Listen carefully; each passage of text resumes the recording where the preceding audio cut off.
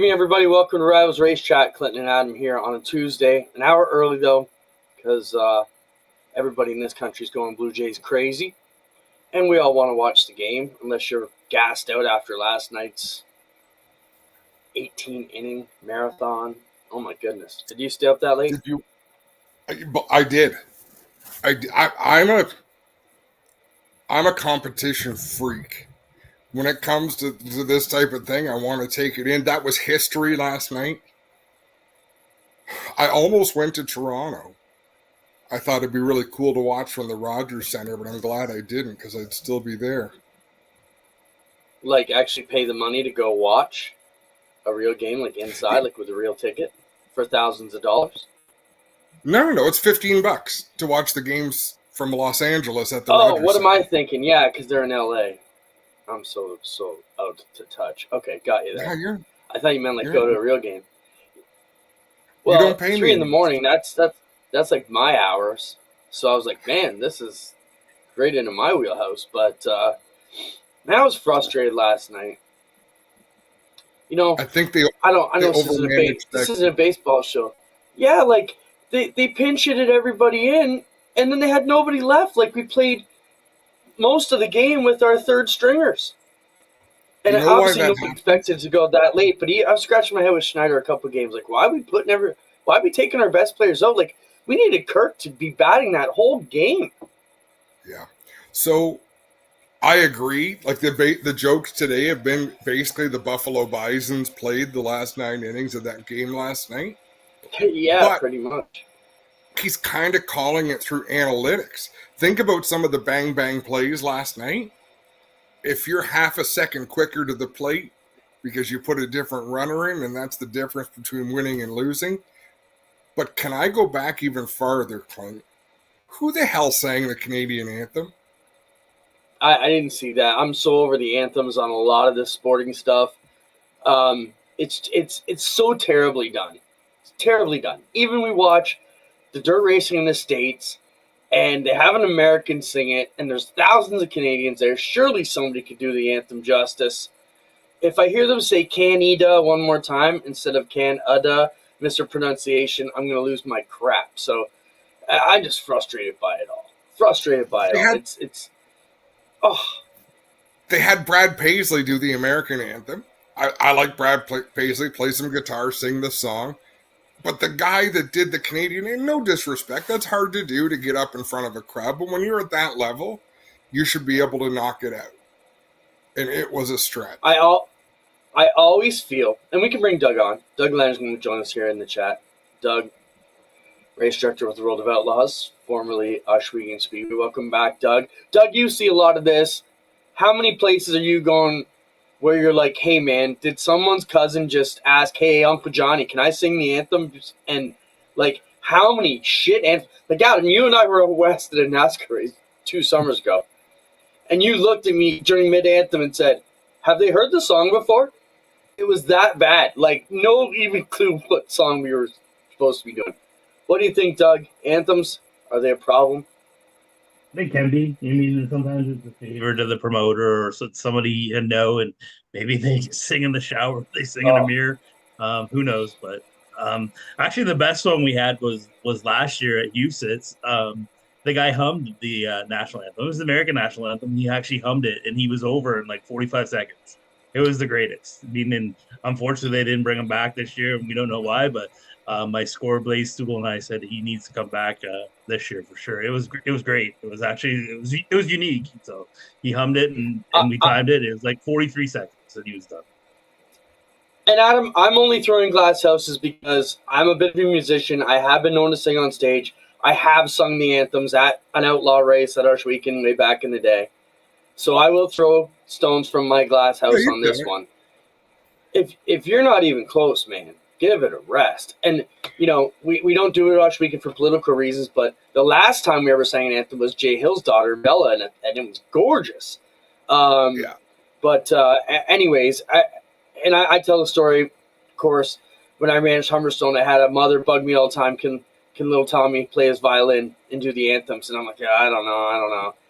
4th time they asked, I'm like, sure, go for it. And the kid blew us away. So maybe we need a anthem guidelines. Got to be fast. Got to be decent. Got to be dressed half decent if you're going to be singing this anthem, right? So here's one thing. Timing matters. If you can't do the anthem within 60 seconds, because when people get nervous, I don't know why, Clinton, but they tend to slow down. Oh, and I'm behind. I'm thinking, oh my God, this is already bad enough, and now you're making it last longer. Okay, before we jump into the big news of the week. Yes. I love the phone. I love the words on the phone. You mean you're looking at your phone. Wait, you sing it every day in school when at 9:00 and you got to look at the words on your phone? But I will tell you, as a guy who sung the anthem, that is the most shit and bricks moment before you go on is, am I going to forget the words? Am I going to screw up the verses? You just kind of got to black out and do what you do in the shower. You're right, Doug. But just before we get into the big news with Doug of the week, I watched a dirt race on the weekend, Adam. I think you know what I'm talking about. And the pastor come out. And we got about 10 minutes because the sponsor's cousin's sister's wife needed prayers for Joanne. And it went on for a long time, just about one person. And I'm like, come on. Anyways, we could rant on all day about it. Doug, first off, how have you been? How are the Outlaws going? Almost at the end of the year. Are you ready to stop flying around the world? I am. Last flight I take off on Saturday. Saturday, head to Concord and out for 10 days and come back on the 11th. And that'll be it for racing part, but then going to PRI in December and all that stuff. So just a couple more trips. Let's talk about the big news, Adam. Outlaws coming in July 21st, July 22nd, Tuesday, Wednesday next year. Something we kind of plotted. You know, our mission from the Ashwegan side was get on the schedule, take the May date under duress because the weather, petition for July. So played right into our hands. How did it work on the back door to get this deal done for the Outlaws to come back to Ashwegan again in 2026? Yeah, I mean, there was obviously some hesitation from the teams, being that Canada was a foreign country to them. Majority of them had never crossed. They crossed last year and seamlessly with absolutely zero issues, and got to Ashwegan and were absolutely wowed by the facility. So from the grounds to the staff, to how they were treated, to how the racing was and all stuff, certainly they're like, wow, you know what, we'd like to come back. And the schedule opened up, and we certainly planned it that we could give you a better date in July than in May. And it worked out well. So we said, hey, let's go ahead and announce this before the schedule even gets announced, and allows people to go buy tickets and allows you guys to sell sponsorship and advertisement for it. So hopefully it helps out with everybody. Doug, how much of the schedule is predetermined? I mean, legacy dates.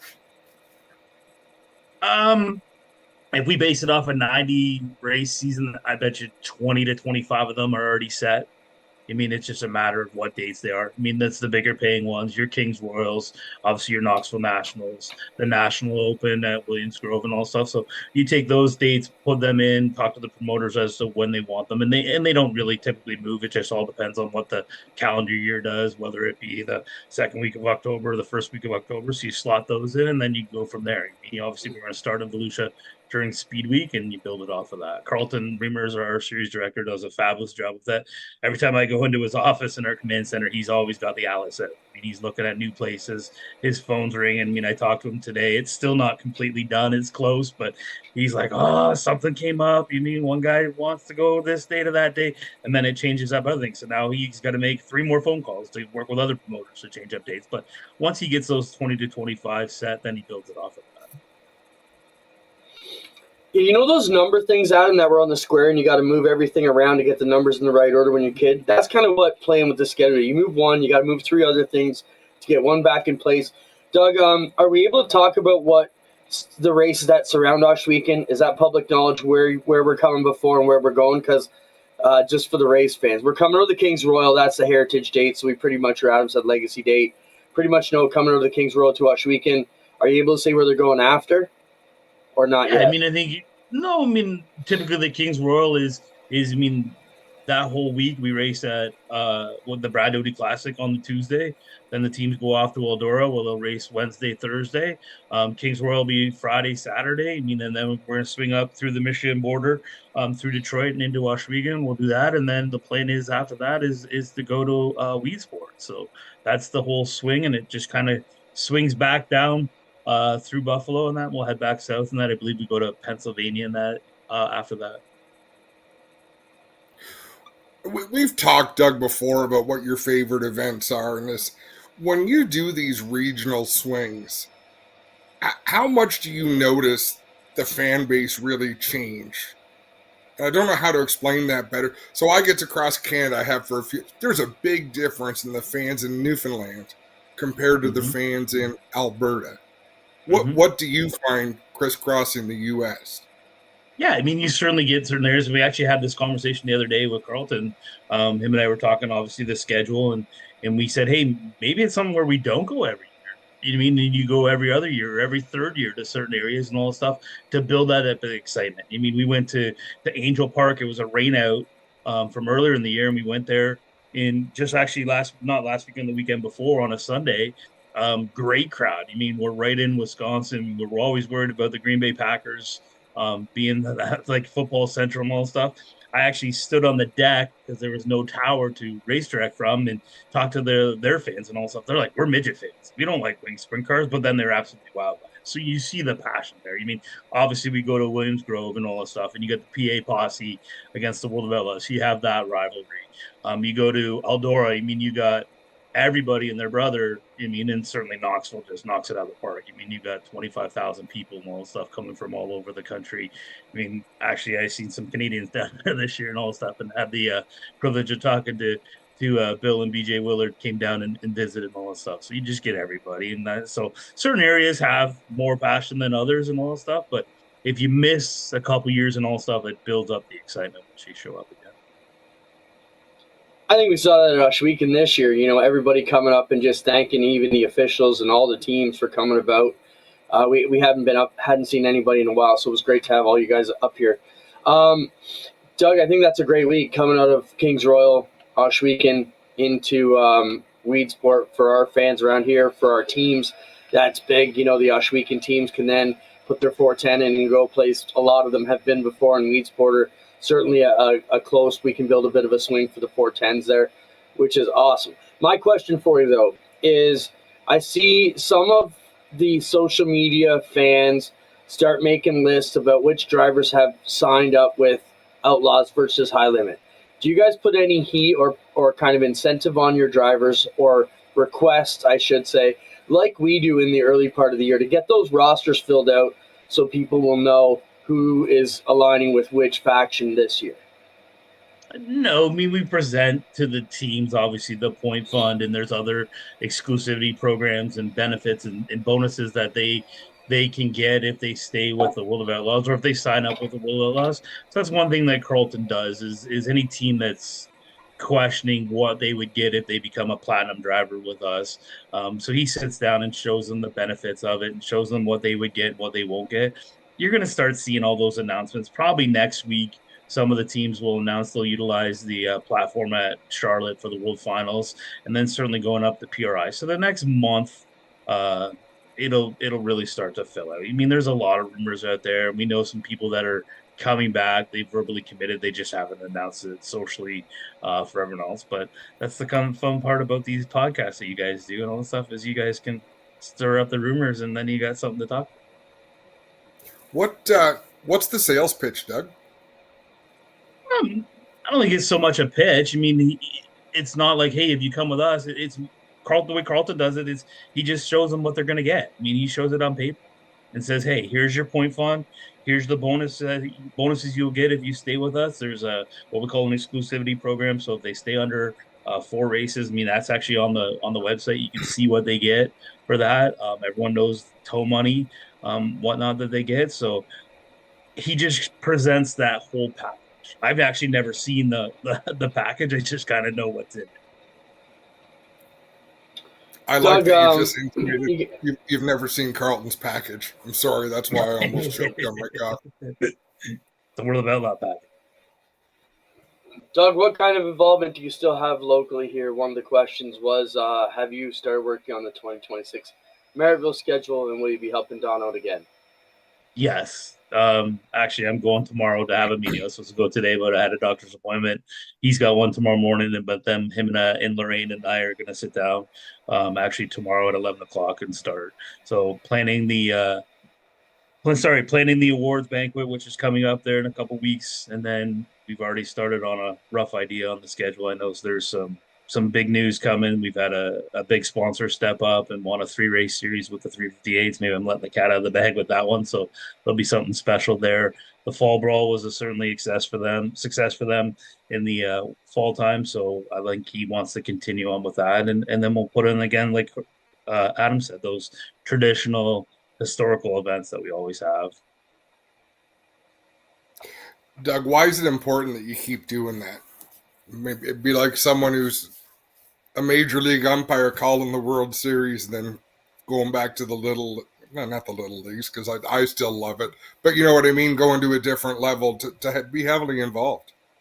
Sure. I mean, I guess I got to set up myself for future retirement. You mean, I miss the grassroots stuff. I mean, it was the opportunity is not there in Canada to do what I get the privilege of doing, but I miss it still. So I still certainly want to be involved. Don likes working with me. I like working with Don and all stuff. So I certainly help out with Clint. I mean, there for advice and help you guys out on the points end on my race pass. That's the good part about it, is I can do all that stuff from a hotel room or in the command center. As long as I have internet access, I can do that stuff. So I certainly want to keep my hands involved. I got a little 11-year-old girl that tells me more about racing than I know ever. So, I mean, it's kind of my way to stay and connect with her too. I would love to hear Harper tell you on Sunday of Nationals weekend what happened between Brett and Jacob. To hear her say, "Oh, Dad, you should have seen it." I would love to hear Harper, because she's a big BS39 fan. We all know that. But man, her take on the whole Brett Jacob crash at Nationals must have been wild. Sunday, she brought it up 3 days ago. I mean, she replayed it and had it on her computer and said, "Dad, what do you think about this?" I said, "Babe, that's Dave's call. That's not Dad's call. That's Dave's call." "Yeah, but this is what happened. Like, I don't know. Brett maybe shouldn't have gone there, but Jacob maybe shouldn't have done this." Trust me, she's 11. Give her 5 more years, and Dave's out of a job, and you've got your first female racer. At the end, they were both at the back anyways, so it was a pretty wild one. It's funny. She has on her Crocs, "I love BS 39." It's their gibbets. And we went to the Maryville market, and she found a gibbet that she liked. And the girl was checking out. She's like, "Oh, you got a lot of gibbets." She's like, "What's this?" "I love BS 39. And well, then the story had to start. I mean, she had to explain who it was and why and how much she loves them. And yeah, there's no secret. She's a big Brett fan. That was her question today. I told her I was coming on. Well, what is a gibbet? Yes, you lost. They're the little things that go on your Crocs. You mean the little things that you see all the kids have that they put in the holes? They're called gibbets. Gibbets.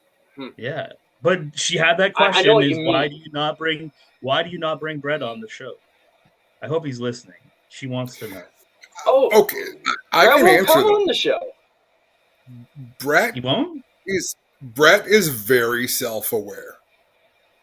Brett knows that if we ask him certain questions, he cannot help but tell us his version of the truth. And he knows, and I say that with all respect, he knows damn well he couldn't hold back, which is the hilarious thing about Brett Stratford or Jacob Dykstra. I don't really pick anybody you want. They're not necessarily great role models, but they are, because to a young person, they see what they want to see out of these people. And they're not doing anything wrong. I mean, both of those drivers have said things publicly. Maybe they wish they hadn't. Maybe it's not their shining moment. But I still think it's great to be able to look up to someone and kind of put them on a pedestal. But if you put them in front of a microphone for long enough, Brett Stratford will say something he regrets. Okay. I didn't want to sabotage your show. I just had to lobby for a Brett interview for her. I'm if Harper lobbies for a Brett interview, Brett might not be able to say no to that. But I think what Adam's trying to say is Brett has no filter. We would have to have the filter, which Adam can't be trusted with the filter, so things would get off the rails really quick. But Is this a Don promoter, Cherry 10-second delay thing that you guys need? Well, no, here, we don't Doug, have you may that. be to blame for this. In fact, I don't know if I brought this up to you. Who incorporated into the drivers' meeting? Drivers, remember, you're on live TV. Think before you speak. Did you do that? I was ready to string Dave Hunsinger up. Do not tell these drivers not to speak their mind. Get them wound up. No, Doug. I don't know. I mean, Dave's speech is if you don't feel like talking, just walk away. And Adam's like, no, they can't just walk away. We have to get their side of it. But Doug, back from one promoter to another. What could have been better at your heavyweight fight, undercard, to have your two biggest villains, and I mean that in the most respectful way to both those guys. And they're villains because each other's fan base both thinks the other one's a villain. Having it out like that was insane. Like that I wish that was opening night because that would have sold tickets the rest of the year. Everybody would have came back to see that show. But 100%. You had to wait. You had to wait till the last race of the year. Wild. And I don't think Brett would have stuck it in there any other night, but craziness. And okay, if they're the villains, who's the white knight? Well, we had it. We had it last week. You mean, or 2 weeks ago at Putnamville. You mean last lap, Buddy Kofoid, David Gravel. I mean, they made contact, coming for the checkered flags. I mean, right now David Gravel's the villain and Buddy's the white knight. I mean, and stirred up a bunch of controversy. So let's speaking of our white knight, show the picture, Spencer. The baby picture I sent to the dump today. Our white knight just had a baby. So congratulations, Jesse Costa. While we're talking about Janelle and Jesse, I want to welcome Benson Phillip this past week or so. So congratulations. Awesome. That was in the file, so we can talk that. So let's go back. World Finals. Okay, go ahead, Adam. You talked about Brett maybe wouldn't have done that if it wasn't the last night, or wouldn't have stuck it in there. Well, he stuck it in there maybe 3 times prior to that in the race and backed out. Stuck it in, backed out. Like he finally decided, and I had the chance to talk to him about it, I'm not sure if we've ever aired it. He did it in turn 2 because he felt that Jacob was expecting it in turn 3. So, like, when you get to talk to these drivers and kind of hear out their thought process of why, it's always risk versus reward. He risked a great deal. Did he make a mistake? Maybe that's not for me to say. But what he did was exactly what he wanted to do in the moment he wanted to do it. I'm sure he hoped it would have worked. But that's the fun thing about the world we live in right now. We can talk about it. We can replay it backwards and forwards. We can have the race director on and give his, you know what I mean? We can get every direction of a story and break it down. And that's just unheard of. Right. World Finals, Doug, you've been there with the modifieds, and now you're going there with the Outlaws again. Why should someone care about the World Finals in Charlotte coming up? It's one of my favorite events. I mean, some people don't like it. I absolutely love it. It's just the whole vibe of it. I mean, you get to see 3 exciting classes with the Super Dirt Car Series, the late models, and the sprint cars. 20,000 people. They sell a pit pass. I mean, so just people are walking and milling around the pit areas and all that stuff. It actually makes it kind of dangerous and all that stuff when cars are trying to get through because everyone's kind of every which way and all that stuff. But it's just it's a cool vibe, especially from the tower. I mean, it's Charlotte Motor Speedway. It's an absolutely fabulous facility. It's clean. It's got the best views from the tower. So personally, on that side, I love it. I kind of like watching the people in one class will come on and, like, say it'd be the late models, and you see all the sprint car fans leave. I mean, then the sprint cars come on, you see all the late model fans leave, and then the Super Dirt Car Series comes on, and maybe the crowd's not so good, but they put on some of the best racing. I mean, and then it usually comes down to, at some point in one of the 3 classes, the championship is yet to be determined. I think this year, I mean, all 3 could still be decided. They've kind of been clinched. But I think the closest one actually would be the Super Dirt Car Series. I mean, if we're Canadians going down in that, we get the chance to cheer on Money Matt Williamson and looking for his 2nd in a row championship. So, Doug, that's mega money. Matt Williamson, thank you. Oh, yes. Come on, Clint. Light it up. Trying to get me fired up. We'll talk about Eastern Light it States up. after Doug goes. I don't want him to get caught up in our smear net about what we saw on the weekend. So we'll clean Dougie out because we start talking shit about it. He's involved. He get dragged into it from the corporate side. So Oh, what am we'll I let you missing? go, Doug. What happened? They you're take gonna watch. I'm liberties. gonna. Doug. They take liberties with nicknames and they add things to nicknames. Got you. There's things you do. There's okay, things. Since you're here, I gave you the clean opportunity to get out of jail. But since you're gonna hang around, you feel free to black out at any time. So I watched all the Eastern States this weekend. First off, speaking of Matt, he's been on the show the last few weeks. We had Nat on our Give Me the Dirt show last week. Man, the kid drove from the back both times, put on a hell of a show, nearly won the small block race. Was 50 from the back, which was awesome to see. Ran out of time both nights, and then had issues on Sunday with the rear end in the car. But, man, just when we grew up, Doug, and went to Dirt Week, it was Eastern States was right up there beside Dirt Week in the professionalism, in the feeling, the oomph about it, the whole thing. And Adam, the whole thing was a redneck shit show all freaking weekend. Like, from the anthems to the prayers to the announcing, it was just the one street stock guy. And I messaged you and I'm like, you guys take a lot of shit, Greg, for screwing around and having fun on the microphone. This was the most redneck garbage I'd heard in a long time. And I was like, man, I was just bad. It was just bad. And then to start at 1 o'clock and drag it into the night, they were an hour and a half behind and had no hurry up at all. Still doing a full grid walk. And I get it because they got track issues, right? So you really wanted it at night. But just schedule the thing at night then. The poor people, okay, I'll give you a deal. My buddy's here in St. Catharines, T-Mac, over at James' place. Invited me over to drink for some beers. I had to drop some stuff off there at noon when they started. The race was over at 10 o'clock. Imagine what T-Mac and those guys were like at the end of Sunday night. I actually said to Christine, like, they're still over there, which is insane that it went on that long. Adam backed me up, and that's the other thing. Like, I just felt like the announcers were taking all the known nicknames and adding their own nuances to it. Like, Money Matt was Mega Money Matt, and there was about 3 or 4 other ones. And I'm like, does the 30th place guy need a nickname? Come on. I've got your back, and here's why. The world has changed. You don't take 9 hours to run 2 divisions. 2 divisions. The world has changed to the point where things happen quicker. We know who the players are. You know, the value of the advertising is not in standing on the front stretch talking about someone for half an hour. You know what I mean? Like, all of those things can be condensed. People's time is more precious now than it's ever been before. Don't waste it. You're going to wreck a 100%. track. Thanks. That's No, you're right. But let You me mean back it up even worse. Let me throw more gas on this fire. They qualified the modifieds on Friday.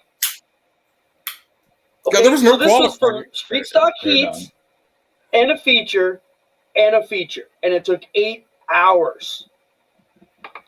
Yeah, That's it shouldn't. ridiculous. It shouldn't. You mean your support class is just that. It's your support class. It's no different than your opening band for your main band. I mean, they go on and they do their 6 to 8 songs and all the stuff before your main act comes on. So if everyone's there for the 200 and all that stuff, your street stock class should either be on a time limit or a lap count of some sort. Total, it doesn't need to drag that long.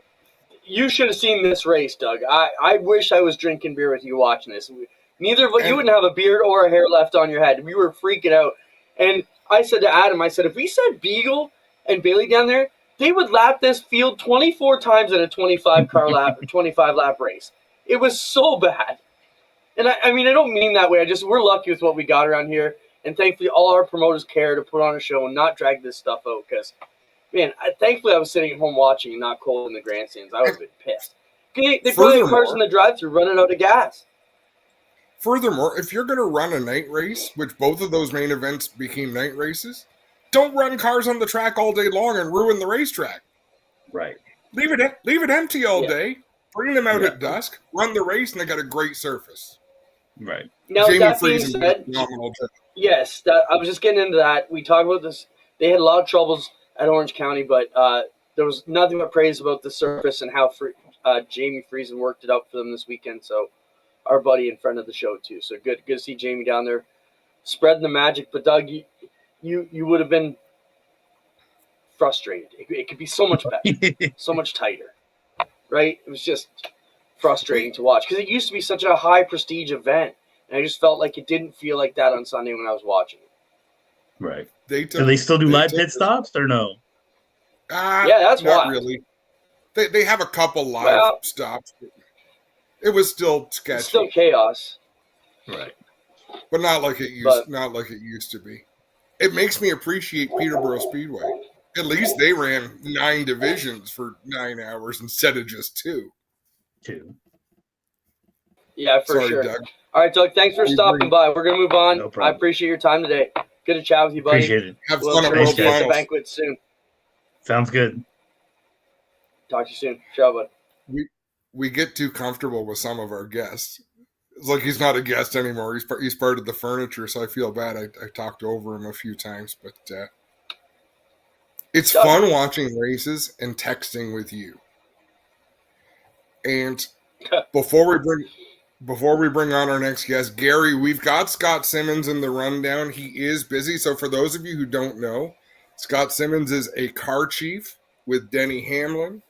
So he is busy getting a race car ready for the NASCAR Championship race on Sunday.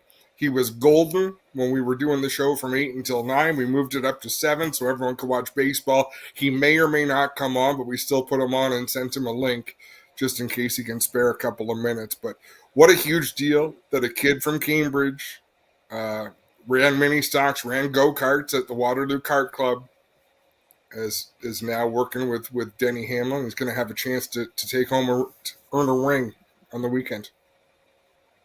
Yeah, that's super cool. I mean, I think if anything, it shows that anything's possible in racing, right? You can make it to the top, even if you start out at Flamborough or Ashwegan or wherever. You know, Doug's if you're a race official starting out and you don't want to be a driver like me or Doug, what higher job could you possibly have in dirt than where Doug's gone to? And started right here with us at Ashwegan, which is kick-ass. Let's bring in Will Marsh now, promoter of Buxton Speedway.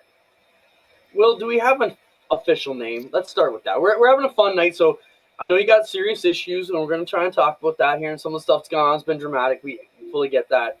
But let's have some fun here. The track's been called all the things. Set the record straight. What should guys like Adam and I be referring to this beautiful track down in the western part of Ontario as going forward? We just go by Buxton Speedway now. We try to keep it nice and simple for everybody. We were going to do Buxton Raceway kind of like before, but we only didn't want to confuse everybody by going back in time kind of thing. So we just try to go something new, a little direct, and keep it simple. I got to think you'd be able to play off the initials BS. Like, I really think that you could do some merch with that. Honestly, that's one thing that we almost didn't name it for that reason for. Did think about that part, but it is what it is. No, you know what? You got to get in front of these things. Someone could turn that into something negative. Get in front of it, make it a positive, and love it. Honestly, that's kind of why we just laughed at it, because it was one of those things where we'll see where it goes. Yeah, exactly.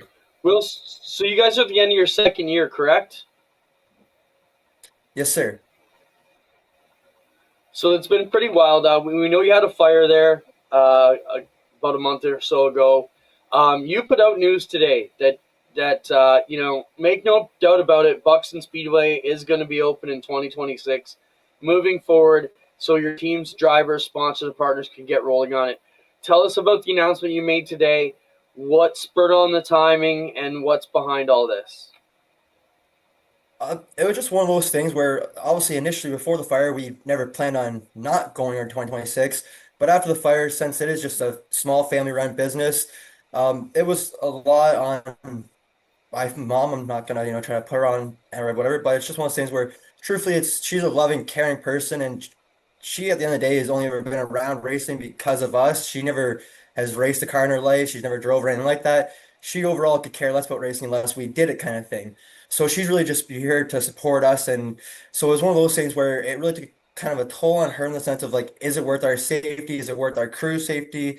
And in general, it could have just spread to the farmer's field. It could have caused a lot more chaos. And she just kind of seen it like it's supposed to be racing, it's supposed to be fun, but it's turning into people are wanting to cause all this damage over racing kind of thing. So she was just kind of really outweighing the negatives to the positives. So it was one of those things where I really, and my father obviously really took what she was saying into consideration and just wanted to make sure not only were we really hearing what she was saying, but in general, she does have a great point where at the end of the day, this is supposed to be fun. It's supposed to be a hobby. And if it's getting that serious where if somebody is that upset at us over a call we made or a night or whatever the situation may have been, rather than be able to come to us directly, they had to that extent.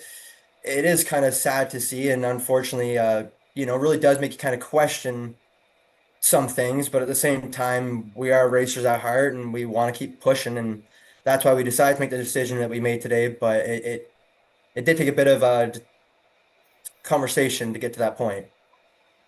No, I'm sure it did. We talked about it a little bit, and we love this sport. We love talking about the passion that we make. I don't want to say we make light of things like fighting or personal feelings. I love the passion. It comes out in a lot of ways. But what happened at your place goes far beyond anything that we would get behind or support. That's what is the status of that? Is it for sure someone set those fires? Is it being investigated? So as of right now, it is all under still full investigation. The vehicles are actually both still seized under police investigation. We have not been able to touch them ourselves. The police have done all the fingerprints. They've sounds like everything is going very well right now. They have told us they have strong leads and a couple main people that they're looking at. Obviously, they can't disclose not only too much to us, but in general, I can't disclose too much back out kind of thing. But it does sound very good right now from the footage they've received and just overall how everything is going. So hopefully it's a happy ending, but obviously you never know. But at the end of the day, it really just did teach us a lesson in the sense of we tried to kind of come in with more like the neighborly community vibe and tried to have, cameras and trail cams to an extent, but we weren't trying to be Fort Knox.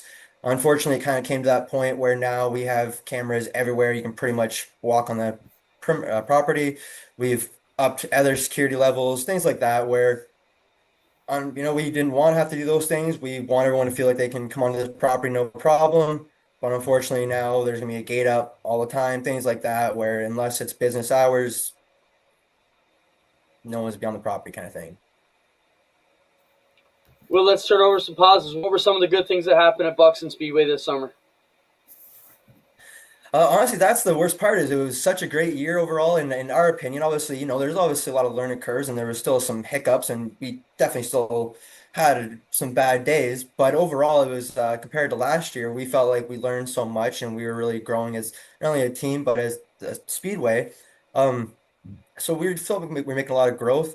We had a pig roast planned for the guys the very last race of the year. Unfortunately, I didn't really get to spend too much time enjoying that because I was dealing with other issues that night and stuff. But and then for it all to kind of come to an end the way it did on Sundays, what really sucked for it. But that's all here or there kind of thing. But that's the up and downs of it all. We kind of just got to figure it out, and we're just gonna keep pushing. We have more ideas for 2026. We know things that we want to do that we didn't get to do this year, or we just weren't ready to do yet, kind of thing, and we feel more comfortable to do this year. And it's just we just all look at it as one big learning curve, and we're just gonna keep pushing and keep figuring it out. What do you hope to achieve next year? What's the next threshold you need to break through there? Well, overall, our main goals originally were to get more of the pit sides going from the bathrooms, the kitchen, things like that. But this incident has set us back a little bit, so we'll have to see exactly what our game plan is now for the next upgrade plans. So now the plan will be more just as long as we can start on time, we can have good, clean races, but that don't take too long, end on time, have fans that are entertained all night, that are more than just racing, really bring Bucks Speedway's name to more people in more ways than just one, and kind of just be part of the community more from the Christmas parades to whatever it may be. We just really want to be there and be part of it and really just kind of continue to push from Motorama to whatever it may be. We have a couple different ideas. We know we want to get the trailer going for the tractor trailer rides for the kids. I just need pretty much a hand either with somebody that's good at welding or I gotta get a carpentry, one of the two. But I want to get that going for the kids, the families and stuff, and just for the drivers, some more things for families to do throughout the night on intermission. And there's lots of little things that we're looking forward to. The Bucks and Blizzard. Right on. We'll stay in touch. Let us know when anything comes up. You need our help to put the message out. We're always going to try our best to help you guys out. You got a great place down there. Hopefully it can work out. And these are just hiccups, man. You just got to keep your head high. Remember, Maryville's 7 years deep. Humberstone was 65 deep. Bushweeken's 30 years deep. You guys are only a couple years deep on the rebuild. So it's going to come around, man. Just stick with it.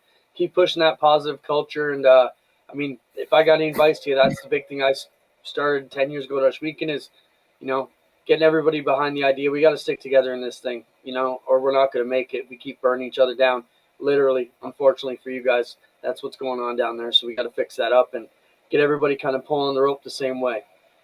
So we're here to help if we can, man. And honestly, that honestly means a lot. I don't know why, but that gave me chills for some reason. It's one of those things where from the very first year, guys were telling me, "Oh, you race dirt, you must, be an expert at track surface."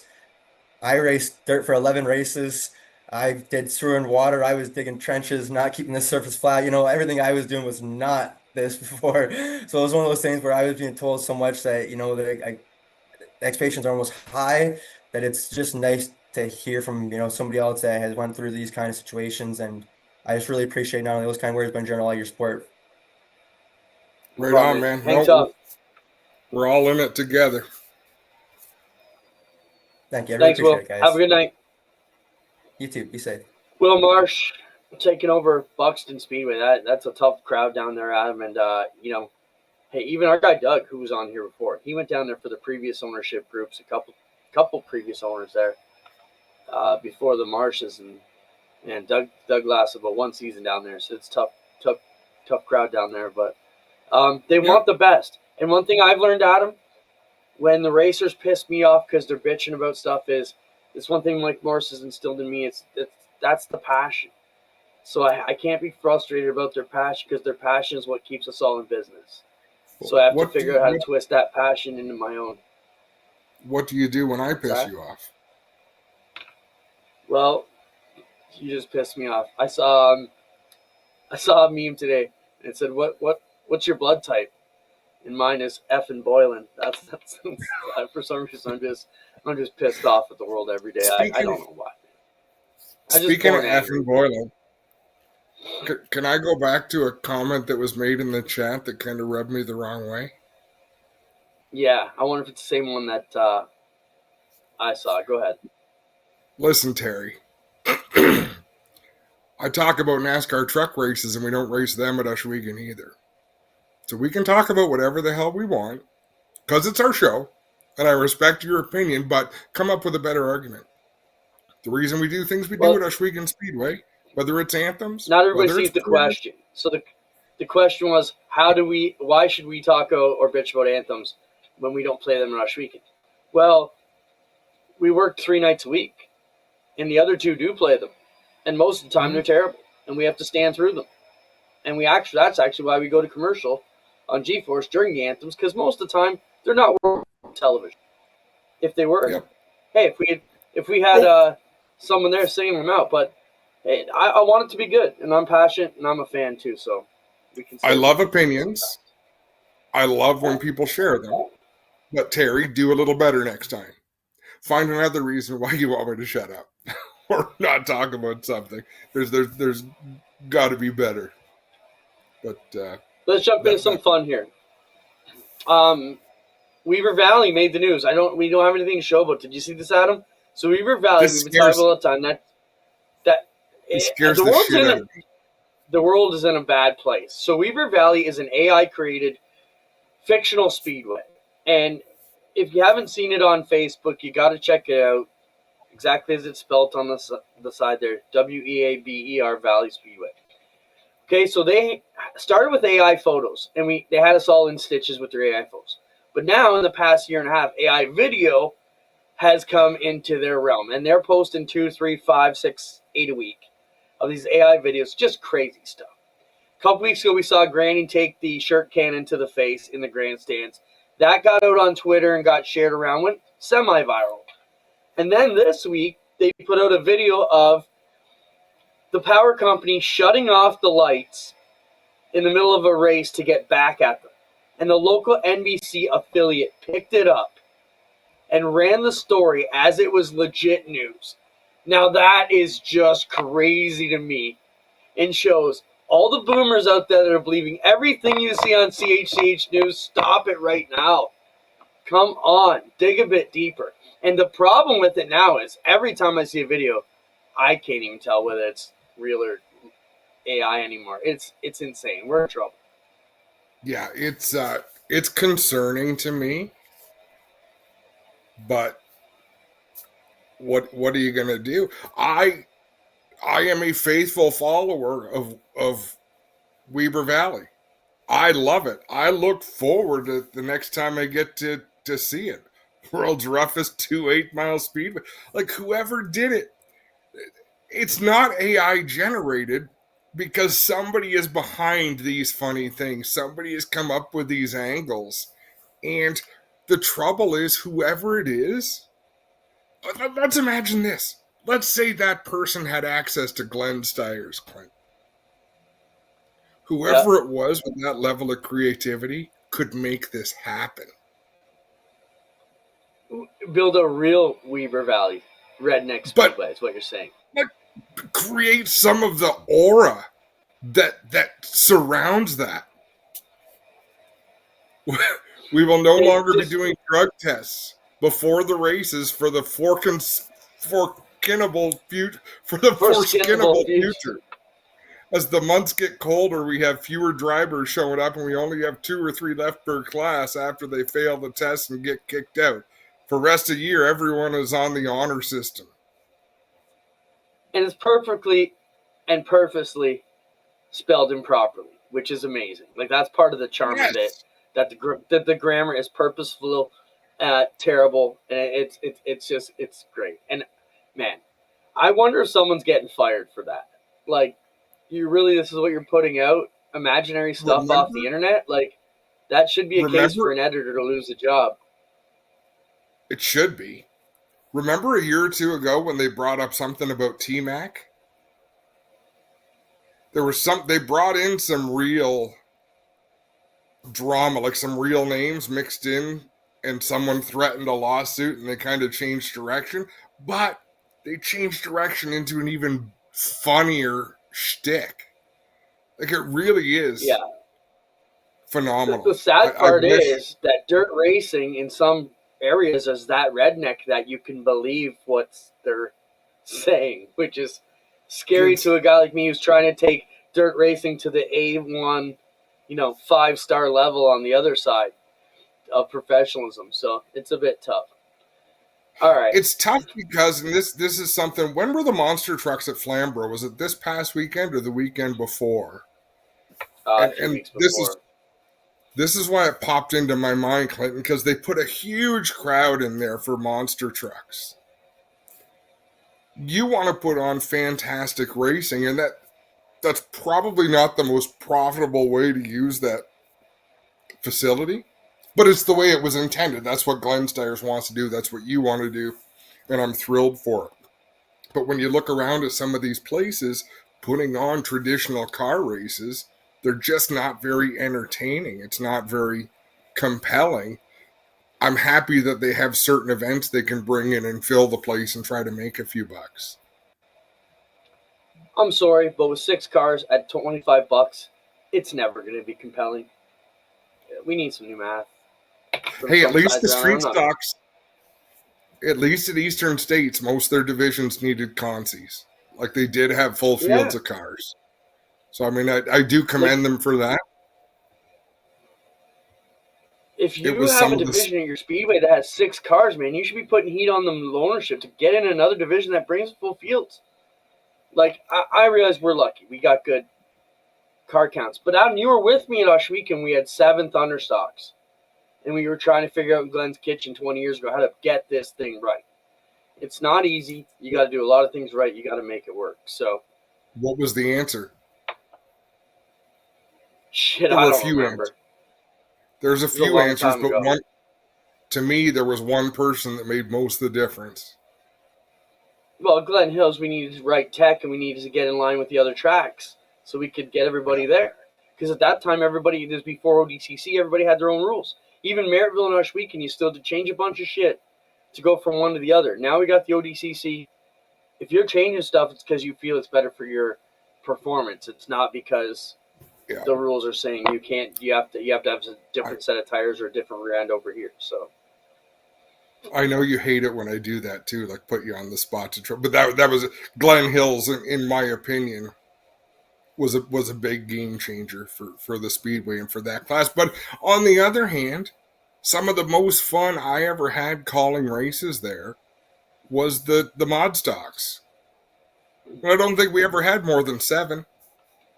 well, look, you and I went into a 300 lap race with 12 NASCARs all the way in Saskatoon and thought, oh, Jesus, this is going to be horrible. And it actually turned out to be not bad for 300 laps. We actually, at the end, at dinner, like, that was, now, 3 bad wrecks and you're down to 4 cars. It could have been horrible. But James Little sent in a comment. For show length, I think some tracks equate length of show with price to get in. If they're charging a lot more, they feel like they have to equate time for money's worth. James saying, I say agree with that. I came for the main event. Run it when you said it's going to be run, and don't make me wait hours for it. Amen, James. I'm with you there. That's why you're going to be a track owner one day.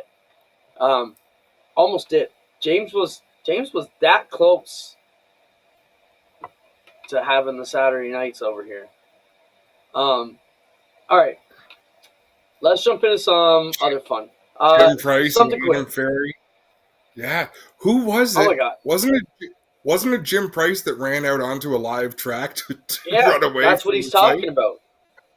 So going back to it, mod stock days, Adam and mine, probably second, third year at Oshweekon. Adam Ferry, rest in peace, passed away. His whole family was fighting with Jim Price's whole family. They had Jim penned in. Jim was trapped. He had to get away, and he ran across Oshweekon during a 360 race under green to get away from the mob that was chasing him in the pits. Now, so that will show you right there. It wasn't always smooth sailing at Oshweekon. Like, we had our rough days too. I still can't remember who it was. It was the manliest fight I've ever seen in my life. And I still to this day think it was Freddie Carlton and somebody. And I don't remember, but they both took off their jean jackets. They pulled the Clint Eastwood, cycle around, a couple shots each to the face. They shook their hands, they put their jackets on, they walked away. And I was like, wow, nobody jumped in. There was no mob. They all took a couple butts to the face, and we all walked away, and the differences were settled, and they came back to race the rest of the year. The other one I have is, I'm not going to name names, but a father and son were fighting, and I remember you coming over the radio and saying, what's the penalty for fighting in your own pit stall? And I said, what's right? He said, well, senior and junior are killing each other in their own trailer. I'm like, well, as long as they don't go in anybody else's pit stall, we don't care what they do. So we had some fun. I remember the situation, but I don't remember who it was. But you're right, like the things that we saw. And that was when Oshweekon was intimate. That's a strange word to use for short track racing. But it was. We had much less seating than we've got now. Much smaller fields. Like, it was a much smaller circus. But everyone knew each other. There was a real camaraderie. I mean, we watched, like, Jim swing. We watched these kids grow up into well, it was adults. almost like in the dirt world, if you were an Oshweekon guy, you might have dabbled at Merrittville, but none of them came to Oshweekon. So all the Oshweekon guys kind of became friends that way. And, you know, some of them raced Merrittville, but none of the Merrittville guys really came down here in the beginning. We had to build up our own deal. All right, let's move on. I saw a safety tip today for stock cars. Out of collapsible steering shaft. This is a good image. Throw those up, Spencer. This is a car that got crashed heavily from the front end. And look, you can see that whole upper side of the clip is pushed way back, right? And the black rod there coming through the firewall is your steering shaft connected to your steering box. That got pushed back. Now, this one, Adam, you see how far back it is. A lot of these stock teams still aren't. They're running a straight, solid rod from that steering box right back to the wheel. Show the other picture, Spencer, of the wheel. And the script, actually, if you want. So the wheel got bent, Adam. This collapsible shaft they wrote in this. Do you have a screenshot of the type there, Spencer? Yeah. So this right here should be the evidence you need to convince yourself to use a collapsible steering shaft in your race car. Changing a really bent front stub on one of the hobby stocks today. This car is built with a collapsible shaft. It's designed to collapse over 11 inches. When they removed the steering wheel, the column was completely bottomed out and the steering wheel was bent. Now imagine where the steering wheel would have ended up if it had been straight, solid shaft. It would have been right through his chest and guts. So if you're not watching that, that's a quick tip you guys could do. Check. And this is also, Adam, a lot of people are buying mini stocks, street stocks, whatever kind of cars. This is something you may not know in your car, something to look at, something that can actually save your life. So make sure you check that out. When we see these things, we try and pull them up on it. So I'm assuming I'll send that to Spencer. Kyle Tomaski just sent me a picture. It's Humberstone Speedway Memories, and I'm assuming this is a new group we're trying to get going, Kyle, to help people remember Humberstone Speedway. I'll send that to Spencer. I think I joined that. I think I was involved to that. Yeah. So throw that up, Spencer, when we get it. As we get in banquet season, Adam, our favorite time of year, we already had the Usher Weekend banquet for the micro sprints on Thursday. Yeah, so everybody, if you're from the Niagara region, feel free to join this with Kyle. 453 members already, Humberstone Speedway Memories. We've lost the place, but I'm sure we got some great memories there. I want to see Rocket's car long jump that turned to the high jump picture where the car's over the fence. We thought the guy passed away. I was telling our young crew, talking about Ken Carter, and we were at Peterborough because he passed away at Peterborough trying to jump the pond. Crazy stuff back then. Pictures and picture drop. What do we got, Spencer? Oh, show the picture of Carter. Spencer, I didn't realize Carter had worked with the Waterloo Kart Club. This past week, Carter was presented with the Jim Morrow Award for dedication to karting. So congrats, Carter. We appreciate all you do. He's also our microsprint go-kart starter on Thursdays, our big track starter on Fridays, works Maryville Speedway as well. So Carter's 21 years old, doing a great job out there, being a great ambassador for karting and all things racing. So we appreciate that. And that's a great award. That's a prestigious award. How about Jake Collison, going to be inducted in the Canadian Motorsport Hall of Fame? That's the next one. Throw that picture up, Spencer. Good job. This year's class was announced today. Claude Garapi, who in the middle there, middle row. Claude was a long-time videographer with the Robinsons, Joel, his dad, James. And he's actually Spencer's college professor, which was super cool. And we spent a lot of time with Claude out on the road with the NASCAR series over the years. Great to see him get that award. Hard work and retired this year. So it's awesome. I don't love the picture that he chose for it. I mean, I don't even recognize that guy. That's Claude in his glory days, back when they used to do all kinds of stuff. David Hebert, a lot of people know David from the modified world as well. So congratulations to this year's class of 2025 from the Canadian Motorsport Hall of Fame. Their gala event will be late February in Toronto, as it always is, downtown at the CBC building, I think, is typically where they host it. What are the pictures we got in the drops today, Spencer? Oh, this is for you, Spenny. I'm a Pepsi guy, but Adam, look at these cars back in the day when ingenuity was allowed. Great paint job. I mean, man, it makes me want to have a cold Coke. Great looking car. That's a beautiful car. And those wheels were state of the art. Aluminum back in the day, super lightweight, like yikes. All right, that's cool. What else? There aren't many. How about this? Sprint car versus flat track bike. Even wilder with the sprint car's open cockpit like that. Yeah, I think in today's day and age there wouldn't be a whole lot of competition, but yeah, our sprint cars are a lot faster now. yeah, but I think those bikes need saddlebags just for the balls these guys have, because it is crazy to see those bikes do what they do out there. There's Even young kids, astounding. boy, I've seen a video a number of times. Is it Steve Beatty? Yep. When he broke his neck in an accident. He lived, but it's like his head spun all the way around on his body. Like it just gnarly Oof. what he lived Yes. through. Still out there doing it. He was at our weekend this summer. He had the bike. That's crazy. Any other pictures, Spencer? It's pretty much kickoff time. Oh, yeah, this is a quick shot I took or two from the Ashweekend Micro Sprint Go-Kart Banquet. 120 people there at the ILA. Awesome to see this program continue to grow. There's a bunch of our reps from all the divisions with their trophies. Great to see.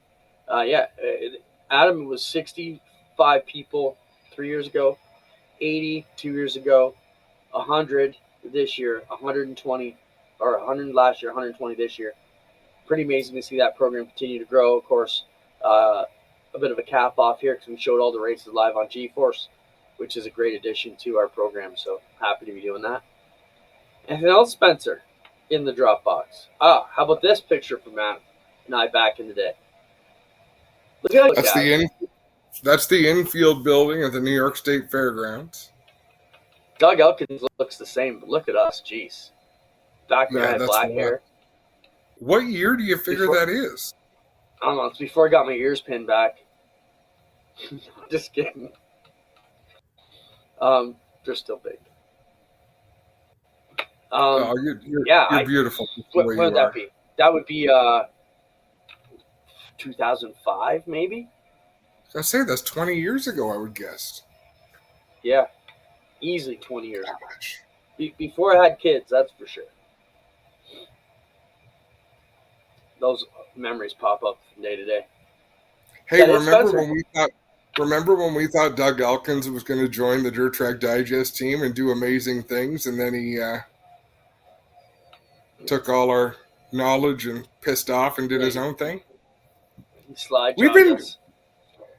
We've been, it's not really a Scrooge. You're right, it's a slide job. Like, we didn't get screwed, but it's like, you know what?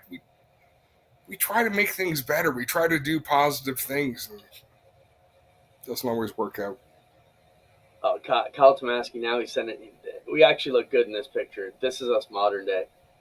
Mike Thorne says that's Connor, not Adam. Do you still have the picture of you and him pissing on the fence at Dirt Week as your profile picture? It's my cover photo on Facebook. Because he's like half the size of him that he is now, which is crazy. But what a great picture. Throw up the last picture. There's us at, you know where we are there, right? Hang on 1 second.